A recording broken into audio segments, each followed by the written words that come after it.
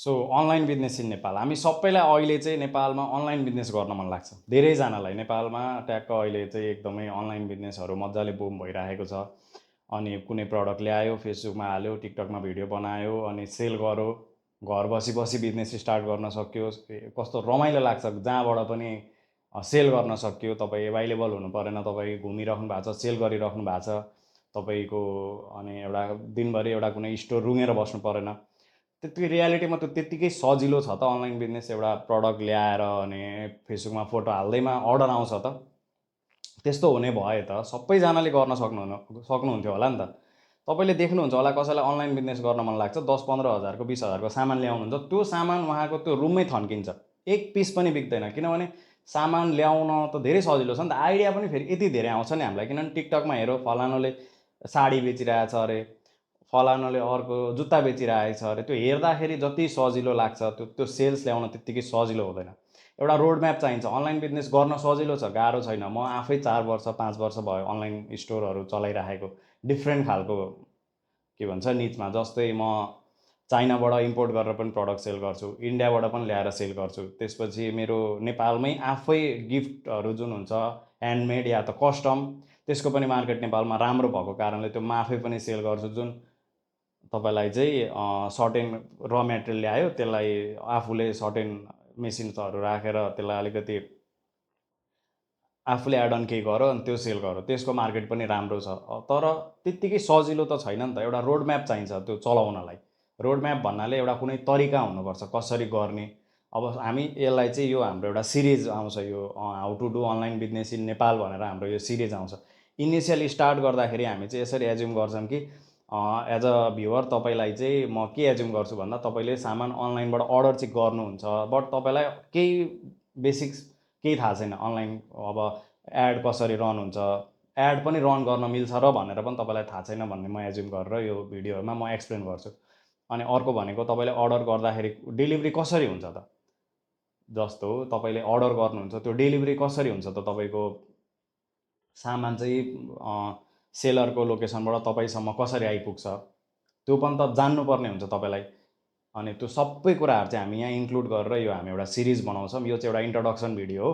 यसमा तपाईँलाई मैले यसरी गर्ने, यो मोटिभेसनल टाइपको कुरा होइन। तपाईँले मोटिभेट भएर तपाईँ बिजनेस स्टार्ट गर्छु भनेर आउनु भएको हो नि त भिडियो हेर्नलाई। यो त्यही भएर यो मोटिभेसनल तरिकाको होइन, राम्रो छ, स्कोप राम्रो छ। 6 महिना 5 महिना वर्ष दिन भन्दिनँ म, 6 मन्थ, 3 to 6 मन्थ तपाईँले कन्सटेन्ट तरिकाले आफ्नो काम गरिराख्नुभयो, प्रडक्टहरूमा काम गर्नुभयो, आफ्नो पेजमा स्टोरमा काम गर्नुभयो, अनि कस्टमरको फिडब्याकमा काम गर्नुभयो, कस्टमरले के भन्दै हुनुहुन्छ। किनभने तपाईँले बिजनेस स्टार्ट गर्दाखेरि तपाईँको एउटा आफ्नो एक्सपेक्टेसन हुन्छ, भनेको तपाईँको आफ्नो एउटा थिङ्किङ हुन्छ, बिजनेस यसरी हुन्छ, यसलाई म यसरी गर्छु। बट एक्चुअलमा त्यो कुरा चाहिँ तपाईँले टाइम बाई टाइम त्यो चेन्ज गर्नुपर्छ। टाइम टु टाइम चाहिँ तपाईँले अब कस्टमरले के सोधिराख्नु भएको छ, के को रिक्वायरमेन्ट आइरहेछ, अनि त्यसपछि तपाईँको सिजनलको पनि कुरा आउँछ, के को सिजन आइरहेछ अगाडि, अनि त्यो अनुसारले तपाईँले अब प्रडक्टहरू स्टक गर्नुपर्ने हुनसक्छ। कहिलेकाहीँ के हुन्छ, पुरानो स्टक रहँदा रहँदै हामीले नयाँ स्टक ल्याउनु पर्ने हुनसक्छ। अब हामीले पुरानै बेच्न सकेका छैन, यो नयाँ किन ल्याउनु भनेर हामीले त्यस्तो बेलामा त्यस्तो सोच्न मिल्दैन। किनभने सिजन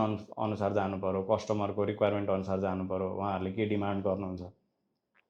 त्यो भएर हामी चाहिँ एउटा अनलाइन बिजनेस स्टार्ट गर्दाखेरि चाहिँ के कुरामा ध्यान दिनुपर्छ त। अब हामी मेन टपिकमा जाऊँ।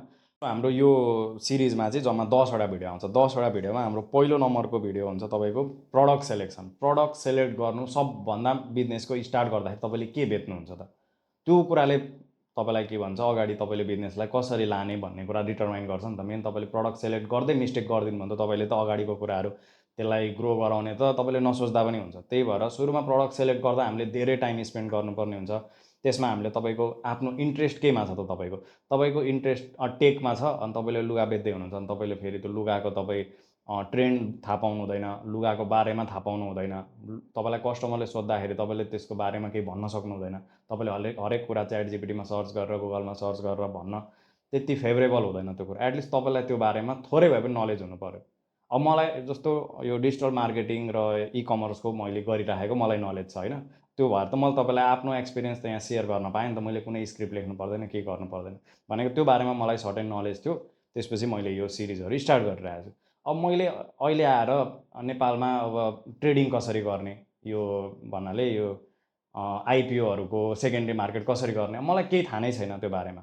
भनेपछि मैले त्यसमा त केही बेस्ट दिन सकिनँ नि त। जति मेरो एक्सपिरियन्स मेरो यो फिल्डमा छ त्यति त मेरो त्यसमा छैन। त्यही भएर आफूलाई थाहा भएको कुरा सेलेक्ट गर्ने हो। प्रडक्ट सेलेक्सनमा तपाईँले त्यो कुरा ध्यान दिनुपर्ने हुन्छ। दोस्रो भनेको तपाईँको प्लेटफर्म सेलेक्ट। अब प्रडक्ट त सेलेक्ट गर्नुभयो, प्रडक्ट अनुसारको प्लेटफर्म पनि हुन्छ। तपाईँलाई साडी बेच्न मन लागेको छ, तपाईँलाई साडी बेच्न मन लागेको छ, ट्रेडिसनल वेयर बेच्न मन लागेको छ भने तपाईँको लागि अब प्लेटफर्महरू सबै अब फेसबुक, इन्स्टाग्राम, टिकटक उस्तै उस्तै काम गर्न सक्ला। तर तपाईँले साडी मात्रै बेच्ने भनेर सोच्नुभयो भने चाहिँ मेबी इन्स्टाग्राम तपाईँको लागि त्यति राम्रो नहुनसक्छ। किनभने साडी लाउने हाम्रो एज ग्रुप त अब 30 देखि मेबी माथि नै, 30+ चाहिँ म्याक्सिमम् साडीहरू सेल हुने, त्योभन्दा यता नै सेल हुन्छ। तर के हुन्छ, स्पेसिफिक 1-2वटा फङ्सनमा लाउने, त्यस्तो रेगुलर लाउने खालको कस्टमर त भेट्नु हुँदैन त तपाईँले। त्यो तपाईँले टिकटकमा भेट्नुहुन्छ ज्यादा अहिलेको ट्रेन्ड अनुसार। त्यो भएर तपाईँले अब त्यही भएर प्लेटफर्म सेलेक्ट गर्दाखेरि अब सुजहरूको लागि मेबी फेसबुकभन्दा राम्रो इन्स्टाग्राम हुन्छ। किनभने फेसबुकको हाम्रो कस्तो हुन्छ, पोस्टहरू अपलोड गर्दाखेरि स्क्रोल गरेर हेर्नुपर्छ। इन्स्टाग्राममा के हुन्छ, हाम्रो ग्रिड अनुसारमा हुन्छ, सबै प्रडक्टहरू ट्याक ट्याक ट्याक ट्याक ट्याक देखिन्छ। त्यहाँनिर के हुन्छ, तपाईँको ब्रान्ड भ्यालुले पनि म्याटर गर्छ। सुजहरू सेल गर्दाखेरि चाहिँ कस्तो कलेक्सन छ तपाईँसँग, त्यो भएर तपाईँले त्यसमा चाहिँ इन्स्टाग्रामलाई फोकस गर्नु पऱ्यो। अब लुगा सेल गर्दाखेरि पनि त्यस्तै हुन्छ, टिकटक र इन्स्टाग्राम राम्रो हुनसक्छ। तर अब यो मेरोमा चाहिँ स्पेसिफिक एड आइरहेको हुन्छ, यो गाडी धुने, बाइक धुने, मेबी मैले सर्च गरेर होला होइन। अनि त्यो सब सामान चाहिँ तपाईँले 2100-1900मा बाइक धुनेहरूको एड चाहिँ मैले इन्स्टाग्राम र टिकटकमा भन्दा पनि मैले फेसबुकमा चाहिँ ज्यादा देखिरहेको हुन्छु। पेजको नामै स्पेसिफिक हुन्छ, कार वासर, अनि ट्यागको नम्बर हुन्छ, अनि त्यो भनेको स्पेसिफिक प्रडक्ट सेल गर्ने। अब त्यस्तो खालको गर्दाखेरि तपाईँको लागि फेसबुक राम्रो हुनसक्छ। त्यही भएर हामीले प्लेटफर्म सेलेक्ट गर्दाखेरि चाहिँ यो त एउटा इन्ट्रोडक्सन भएर चाहिँ क्लियर आउट नहुन सक्ला कुरा। यसको हामी स्पेसिफिक भिडियोमा चाहिँ हामी यो बारेमा चाहिँ डिटेलमा बुझ्छौँ। प्लेटफर्म तपाईँको लागि 8-10वटा म प्रडक्टहरू 8-10वटा क्याटेगोरीको एक्जाम्पल दिएर कुनमा कुन सिनेरियो कसरी गर्दाखेरि राम्रो हुनसक्छ भनेर हामी त्यहाँ डिस्कस गर्छौँ। अब थर्ड भनेको तपाईँले जुन प्रडक्ट त सेल गर्ने भनेर इमेजिन गर्नुभयो, कम्पिटिटरले के गरिरहेछ नि त। किनभने कम्पिटिटरले गर्दै गरेको तपाईँभन्दा उहाँसँग त ज्यादा एक्सपिरियन्स छ नि त त्यो फिल्डमा। उहाँहरूले गरिराख्नु भएको केही कुरा ट्राई गर्नुभयो होला, त्यसपछि 3-4वटा कुरा ट्राई गर्नुभयो होला, त्यहाँबाट कुनै एउटा राम्रो चल्दियो होला। त्यो भएर उहाँहरूले त्यो कुरालाई एडप्ट गर्नुभयो भनेपछि त तपाईँले कम्पिटिटरलाई पनि एकचोटि तपाईँको कम्पिटिटरले के गर्दै हुनुहुन्छ भनेर रिसर्च गर्न आवश्यक हुन्छ। त्यही भएर हामी कम्पिटिटरले के गर्दै हुनुहुन्छ, फेसबुकमा एड कस्तो चलाउँदै हुनुहुन्छ, पोस्ट कस्तो हाल्दै हुनुहुन्छ, बायोमा के हाल्नु भएको छ, अनि कस्टमरको फिडब्याक के छ, कस्टमरहरूले के भनिराख्नु भएको छ, कमेन्टमा रिप्लाईहरू कसरी गइरहेछ, कुन प्रडक्टमा चाहिँ ज्यादा इन्क्वायरी छ, त्यो डिटेलहरू त हामीले कम्पिटिटरलाई पनि हेरेर त त्यो हामी थाहा पाउन सक्छौँ नि त। आफूले त्यो गएर आफूले एक्सपेरिमेन्ट गरेर हेर्नुभन्दा कति कुराहरू कम्पिटिटरले के गर्नुभएको छ, कुन कुरालाई चाहिँ एडप्ट गर्नुभएको छ, त्यो हामीले त्यहाँबाट हेर्नुपर्ने हुन्छ। थर्ड भनेको तपाईँको कन्टेन्ट स्टाइल।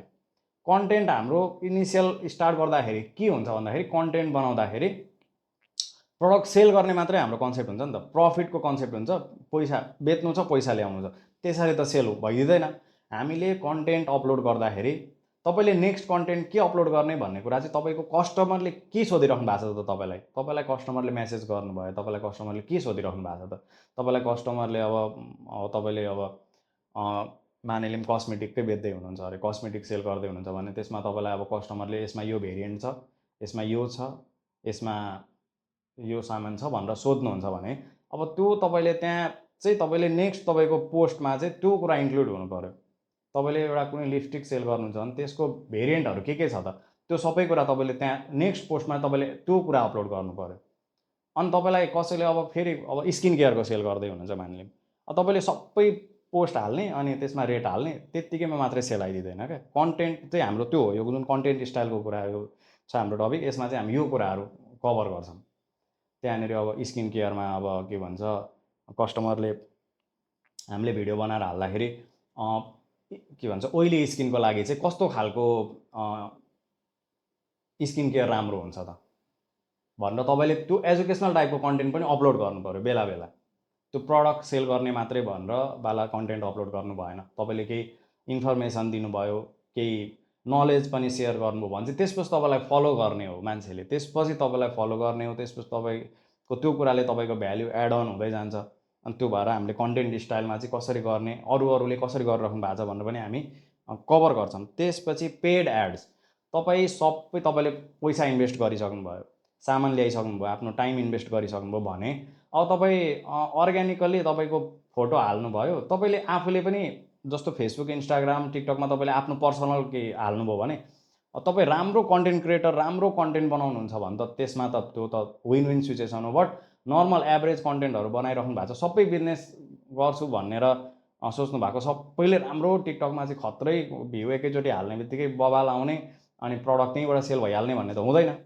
त्यो 10% चान्स हुन्छ। 90% हामी चाहिँ बिजनेस स्टार्ट गर्दा एट द इन्डमा चाहिँ हामी डिपेन्ड हुनुपर्छ फेसबुक बुस्टिङ भनौँ या त फेसबुक एड्समा।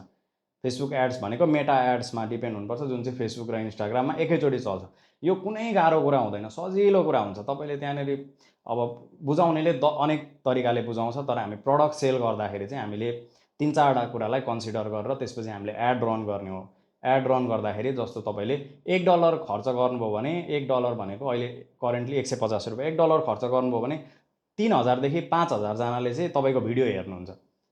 त्यो भनेको के हो त, भिडियो देखाएको हो नि त, त्यहाँबाट सेल चाहिँ आइहाल्दैन। त्यो 5000 जनालाई तपाईँको भिडियो देख्नुभयो भने त्यहाँबाट चाहिँ तपाईँको कन्टेन्ट राम्रो थियो, तपाईँको प्रडक्ट राम्रो थियो भने उहाँहरूले चाहिँ इन्क्वायरी गर्नुहुन्छ। अब यहाँ के हुन्छ, अर्ग्यानिक टिकटकबाट आएको 5000 को भ्यू र यो बुस्ट गरेर एड रन गरेर 5000 आएको भ्यू चाहिँ फेरि त्यो चाहिँ धेरै फरक पर्छ। टिकटकमा तपाईँको आफ्नो कस्टमर सबै तपाईँले हेर्नु भएको मान्छे चाहिँ तपाईँको पोटेन्सियल कस्टमर नहुन सक्छ, जसले नि हेर्न सक्छ, जसलाई पनि त्यो कन्टेन्ट गएको हुनसक्छ। तर यो हामीले एड रन गर्दाखेरि चाहिँ हामीले एज ग्रुप टार्गेट गर्छौँ, एरिया टार्गेट गर्छौँ। मलाई चाहिँ काठमाडौँ भ्यालीभित्र एज ग्रुप 30 देखि 50 वर्षको अनि मेलहरूको सुज सेल गर्नु छ भने त अब मेलको 30 देखि 30 नभनौँ ल 20 देखि 50 वर्षको अनि मेललाई, अनि त्यो पनि स्पोर्ट टाइपको सुज सेल गर्नु छ भने जो चाहिँ स्पोर्टमा इन्ट्रेस्टेड हुनुहुन्छ, रनिङ बिहेभियरहरूमा, अनि रनिङ, म्याराथन, जिम यस्तो कुराहरू उहाँहरूको इन्ट्रेस्टको कुरा हो नि त। अब तपाईँ sport related product sport shoes बेच्दै हुनुहुन्छ भने त हो त्यो कुरा हामीले सेलेक्ट गर्ने हो। त्यो भनेको प्रडक्ट अनुसार हामी त्यो कुरा तपाईँको के हो त रिक्वायरमेन्ट, त्यो कुरा चाहिँ हामी सेलेक्ट गर्छौँ अनि त्यो कुरा चाहिँ हामी हालेर अनि एड रन गर्ने भने त्यो 5000 जना चाहिँ त्यस्तो इन्ट्रेस्ट भएको मान्छे हो। सो तपाईँले त्यो चाहिँ तपाईँले एड भनेको त्यसलाई भनिन्छ। त्यसरी हामीले एड रन गरेर स्पेसिफिक तपाईँको चाहिँ हामीले फेसबुक या त इन्स्टाग्राम मार्फत हाम्रो प्रडक्ट धेरैजनामा पुर्याउन सक्यौँ। त्यो भनेको पेड एडमा गयो। त्यसलाई कसरी गर्ने भनेर टोटल डिटेल तरिकाले चाहिँ यसको लागि त झन् सिरिज नै आउँछ। पेड एडको त 4-5वटा भिडियो नै बनाउनु पर्ने हुन्छ, किनभने सानो टपिकमा 2-3 मिनटमा यस्तो कुराहरू एक्सप्लेन गऱ्यो भने तपाईँले बुझ्नु हुँदैन। र मेरो कन्टेन्ट मैले बनाउँदाखेरि एकदम र म कहीँ कट गरेर त्यो गरेर गर्दिनँ, किनभने तपाईँलाई बुझाउनु छ। बुझाएर तपाईँले बुझेर तपाईँले एउटा बिजनेस स्टार्ट गर्नुपर्ने छ नि त, त्यो यो हेरिसकेर त। त्यही भएर हामी त्यो तरिकाले कुराहरू एक्सप्लेन गर्छौँ। रियल वर्ल्डमा मैले एक्सपिरियन्स 4-5 वर्षमा त केही न केही त मैले सिकेँ होला नि त, केही न केही जाने होला। जुन कुराहरू मैले अगाडि गल्ती गरेँ होला त्यसलाई मैले सुधार्दै ल्याएँ होला, हो त्यो कुराहरू चाहिँ मैले यहाँनिर चाहिँ इन्क्लुड गर्नेछु। सो पेड एड पछि हामी अर्डर डेलिभरीको कुरामा पनि डिस्कस गर्छौँ। अर्डर डेलिभरी पनि तपाईँले जान्नु पऱ्यो नि त। तपाईँलाई अर्डर डेलिभरीको बारेमा चाहिँ अलिक ज्यादा नै नलेज हुनुपर्छ, किनभने तपाईँको अर्डर आएपछि त प्रडक्ट डेलिभर गर्नु पऱ्यो। त्यो डेलिभर गर्न तपाईँले ढिलो गर्नुभयो, तपाईँलाई डेलिभर गर्नै गाह्रो भइदियो भने त एट द इन्डमा त त्यो इन्ड भयो नि त प्रडक्टको, त्यो सेल्सको इन्ड पार्ट भयो नि त डेलिभर गर्नु त। डेलिभर गर्दाखेरि तपाईँलाई अब के हुन्छ भन्दा तपाईँले एउटा पोर्टल बनाउनुहुन्छ। तपाईँ अब जस्तो नेपाल क्यान मुभ छ, अनि त्यसपछि पिक एन्ड ड्रप छ, अनि उपाय, ड्यास लजिस्टिक, पठाओ पार्सल, यिनीहरू भनेको हाम्रो डेलिभरी पार्टनर हो। उहाँहरूले के गर्नुहुन्छ, तपाईँले जुनै डेलिभरी पार्टनर पनि सेलेक्ट गर्दा हुन्छ। तर हामी अब अगाडिको सिरिजमा चाहिँ हामी Nepal can move, specific Nepal can मुभकै बारेमा हामी कुरा गर्नेछौँ, किनभने म आफै 2-3 वर्षदेखि चाहिँ नेपाल क्यान मुभ युज गरिरहेको छु र काठमाडौँभन्दा बाहिर चाहिँ नेपाल क्यान मुभको सर्भिस मलाई चाहिँ पर्सनली म विराटनगरबाट भएको कारणले मलाई चाहिँ राम्रो लागेको छ। उहाँहरूको तपाईँको प्रडक्ट रिसिभ गर्ने, डेलिभर गर्ने, अनि उहाँहरूको टिम मलाई सबै थोक यहाँको चाहिँ राम्रो भएर, सबभन्दा सुरुमा उहाँहरू नै यहाँ आएको भएर पनि पछि अरू ड्यास लोजिस्टिक र पठाओ पार्सल पछि आएको हो। उहाँहरू यहाँ सुरुमा आउनुभएको कारणले चाहिँ हामी नेपाल क्यान मुभलाई नै प्राइमेरी मानेर चाहिँ हामी डेलिभरी रिलेटेड चाहिँ हामी जुन हाम्रो डेलिभरी रिलेटेड भिडियो हुन्छ त्यसमा हामी कुरा गर्नेछौँ। सबै त्यहाँनिर कति फिचर्सहरू हुन्छ त्यो तपाईँले चलाउन जान्नुपर्ने हुन्छ, जसले तपाईँलाई चाहिँ ओभरअल तपाईँको सेल्समै हेल्प गर्न सक्छ त्यो फिचरहरूले चाहिँ। अब डेलिभरीमा तपाईँलाई कस्टमरले आफ्नो एड्रेसहरू दिनुभयो, तपाईँले आफ्नो त्यो एड्रेसहरू चाहिँ उहाँको पोर्टलमा एड गरेर अनि त्यसपछि तपाईँलाई एउटा कोड आउँछ, त्यो कोड त्यो प्रडक्टमा टक्क एड गरिदिने हो। त्यो पहिला जस्तो त्यो रिसिभर नेम, सेन्डर नेम त्यस्तो लेख्नु पर्दैन। तपाईँले कस्टमरको त्यो भने तपाईँको वेबसाइट हुन्छ, यहाँ नेपाल क्यान मुभको जस्तो वेबसाइट छ भने त्यहाँ गएर कस्टमरको डेस्टिनेसन डेलिभरी लोकेसन कहाँ हो त, अब मेरो विराटनगर हो भने मेरो के भयो त, अब विराटनगर मेन प्राइमेरी, त्यसपछि अनि विराटनगरबाट पनि अब मेरो मेन प्राइमेरी लोकेसन, अनि त्यो लोकेसन हाल्ने, मेरो नम्बर हालिदिने, अनि मेरो सिओडी कति भइरहेछ त, क्यास अन डेलिभरीमा मैले अर्डर गरेको छु भने त्यो क्यास अन डेलिभरी एमाउन्ट हालिदिएर अनि ओके गरेपछि त्यहाँ एउटा अर्डर आइडी क्रिएट हुन्छ। त्यो अर्डर आइडी चाहिँ हामी प्रडक्टमा लेखिदिन्छौँ।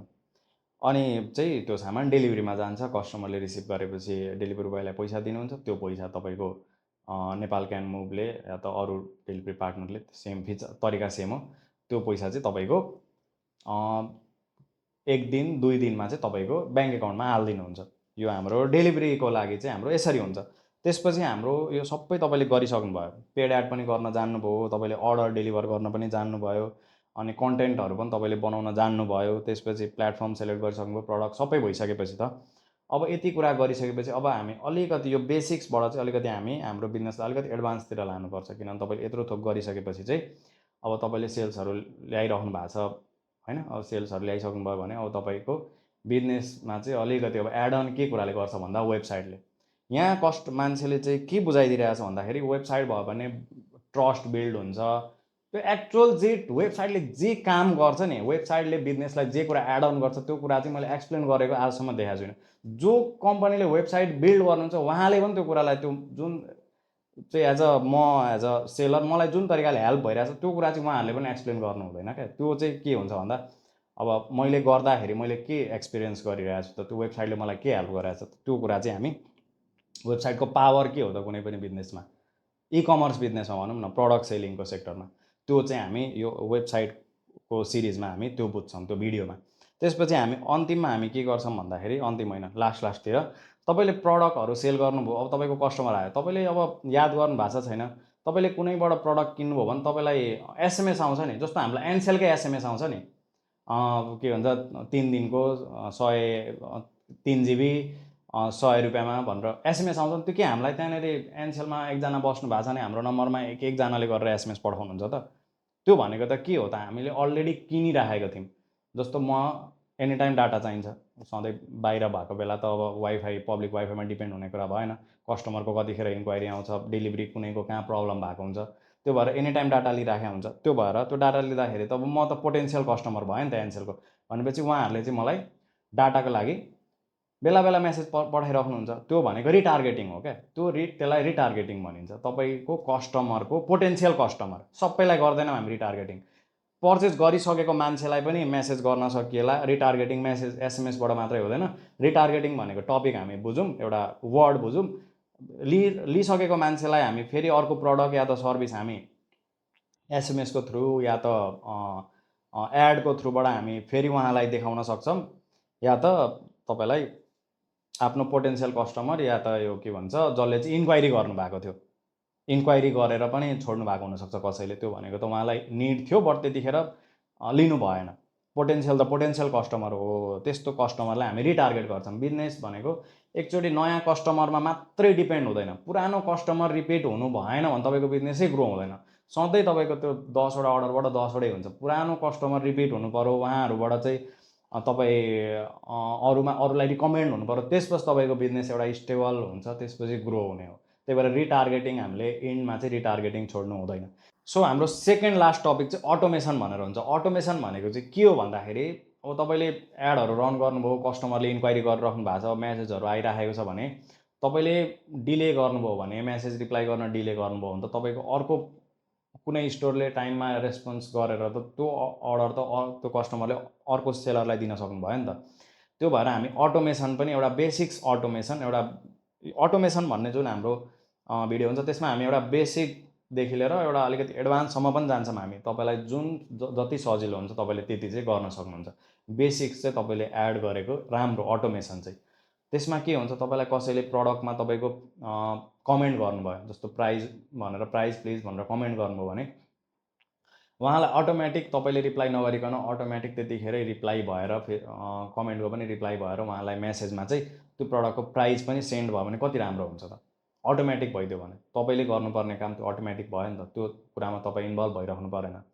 अनि कस्टमरले कुनै प्रडक्टको बारेमा केही सोध्नुभयो भने त्यसको ट्याक्कै मेसेजबाट त्यसको तपाईँको वेबसाइट छ भने वेबसाइटको लिङ्क सेन्ड भइदिने। डाइरेक्ट त्यस्तो भयो भने त अर्डरहरू डाइरेक्टली आउन पायो। तपाईँको वेबसाइट छ भने त त्यो अझै राम्रो भयो। अटोमेट तरिकाले प्रडक्ट इन्क्वायरी गर्दाखेरि त्यो भएर कस्टमरले चाहिँ डाइरेक्ट अर्डर गर्न पाउनुभयो वेबसाइटमा। त्यो भएर अटोमेसन पनि रिक्वायर्ड हुन्छ तपाईँको बिजनेसको लागि। अब यति कुराहरू तपाईँले 8-9वटा कुरा गरिसकेपछि चाहिँ अब तपाईँको बिजनेस चाहिँ बन्द हुने, चलेन भन्न मिलेन। किनभने तपाईँले त अब जानिसक्नुभयो नि त कसरी गर्ने हो, के गर्ने हो। हरेक पोसिबिलिटिज हजुरले ट्राई गर्नुहुन्छ। 2-3 महिनामा यो कुराहरू तपाईँले इम्प्लिमेन्ट गर्नुहुन्छ। यो एकै दिन यो स्टार्ट गर्दैखेरि फर्स्ट डे नै गर्ने कुरा होइन। प्रडक्ट सेलेक्ट गर्नुहुन्छ, त्यसपछि प्लेटफर्म बनाउनुहुन्छ, त्यसपछि कम्पिटिटरको रिसर्चहरू गर्नुहुन्छ, त्यसपछि तपाईँले अब कन्टेन्टहरू बिस्तारै बनाउँदै जानुहुन्छ। त्यो एकैचोटि त बन्दैन। त्यसपछि तपाईँले पेड एडहरू त्यसपछि सिक्नुहुन्छ। अब कसरी एडहरू रन गर्ने, अब डेलिभरीको कुरा त्यतिखेर तपाईँलाई जान्नुपर्ने भइहाल्यो। त्यसपछि बिस्तारै 1 महिना 1.5 महिनापछि राम्रो भयो भने तपाईँ त्यसपछि वेबसाइटको बारेमा सोच्नुहुन्छ। वेबसाइट चाहिँ बनाउन मन लाग्यो भने चाहिँ त्यो एड गर्दा त्यतिखेर 1.5 महिनापछि चाहिँ त्यो कुरा गर्दा भयो। त्यसपछि चाहिँ अब तपाईँको कस्टमर एक खालको बिल्डअप भयो, 200-300 अर्डर डेलिभर्ड गर्नुभयो। त्यसपछि तपाईँले यो रिटार्गेटिङको कुराहरू त्यसपछि गर्ने हो। अटोमेसन भनेको इनिसियलमा तपाईँको 8-10वटा आउँछ भने त कमेन्ट आउँदाखेरि तपाईँले अटोमेसन गर्नु परेन। त्यो त वेस्ट भयो तपाईँको। एटलिस्ट एक खालको राम्रो तरिकाले आइरहेछ, कमेन्टहरू आइरहेछ, तपाईँलाई रेस्पोन्स गर्न गाह्रो भइरहेछ भने त्यसपछि हामीले अटोमेसन युज गर्ने।